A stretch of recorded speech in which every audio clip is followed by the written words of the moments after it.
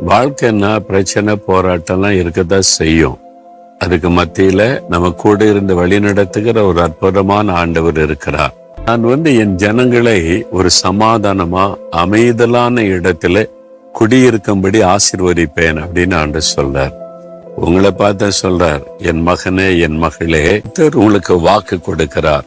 இப்ப சொல்லுங்க, ஆண்டவரே நீர் வாக்கு கொடுத்தபடி ஒரு அமைதி, சமாதானம், ஒரு நிம்மதியா இருக்கும்படியான ஒரு பீஸ்ஃபுல்லான ஒரு சூழ்நிலை எனக்கு வேணும். நீங்க ஜெபிச்சு பாருங்க, உங்க குடும்பத்துக்குள்ள ஒரு மாற்றம் வரும்.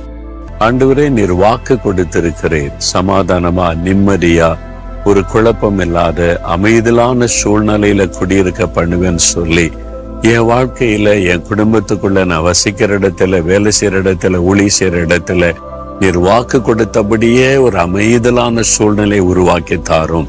இயேசுவின் நாமத்தில் ஜெபிக்கிறேன் பிதாவே.